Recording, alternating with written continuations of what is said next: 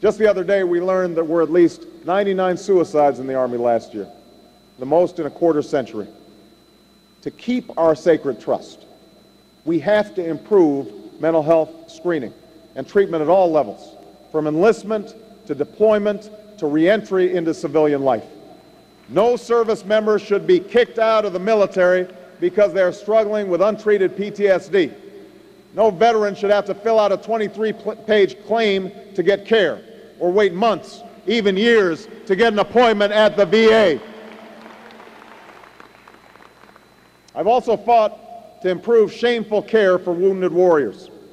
I led a bipartisan effort to improve outpatient facilities, to slash red tape, and to reform the disability review process, because recovering troops should always go to the front of the line, and they shouldn't have to fight to get there. But we know that the sacred trust cannot expire when the uniform comes off. When we fail to keep faith with our veterans, the bond between our nation and our nation's heroes becomes frayed. When a veteran is denied care, we're all dishonored. It's not enough to lay a wreath on Memorial Day or to pay tribute to our veterans in speeches.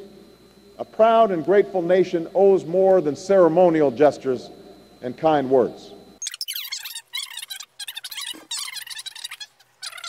To their credit, the dedicated folks at the VA are now completing 1 million claims a year. But there's been a tidal wave of new claims. And when I hear about veterans waiting months or years for your benefits, it is unacceptable. And we are doing something about it.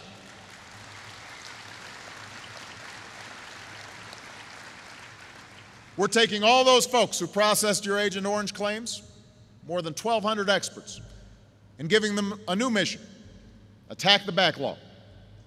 We're prioritizing veterans with the most serious disabilities.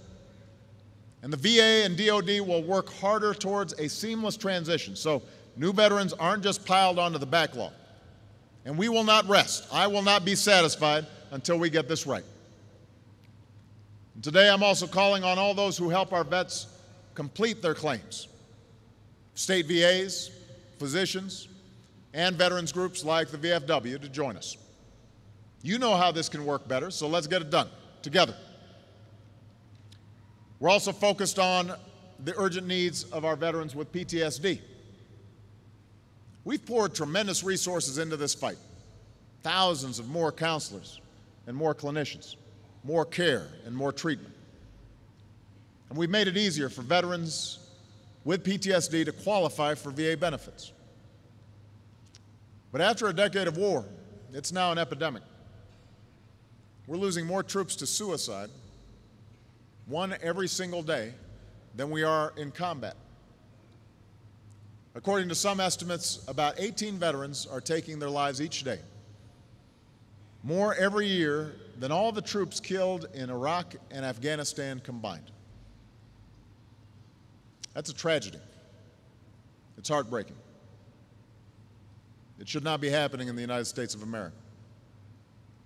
So when I hear about service members and veterans who had the courage to seek help but didn't get it, who died waiting, that's an outrage. And I've told Secretary Panetta, Chairman Dempsey, and Secretary Shinseki, we've got to do better.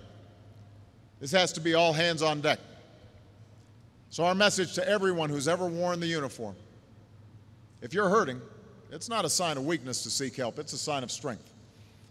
And when you do, we'll be there and do more to help, including more counselors and clinicians to help you heal. We need to end this tragedy, VFW, and we're going to work together to make it happen.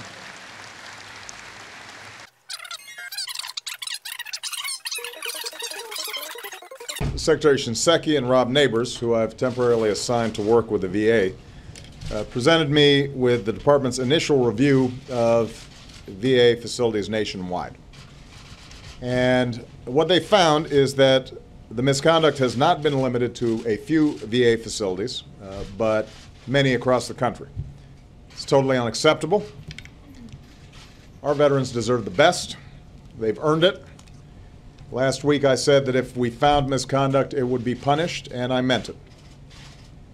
Secretary Shinseki has now begun the process of firing many of the people responsible, including senior leaders at the Phoenix VA. He's canceled any possible performance bonuses this year for VHA senior executives, and he has ordered the VA to personally contact every veteran in Phoenix waiting for appointments to get them the care that they need and that they deserve. This morning, I think some of you also heard Rick take a truly remarkable action. In public remarks, he took responsibility for the conduct of those facilities and apologized to his fellow veterans and to the American people.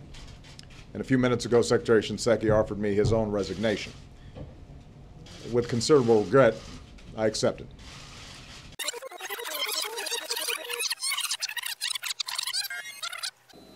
Caring for those who serve and for their families is a fundamental responsibility of the Commander-in-Chief. It is not a separate cost of war, it is a cost of war. It is something I fought for as a member of the Senate Committee on Veterans Affairs working with the VFW. It is something I will fight for as President of the United States.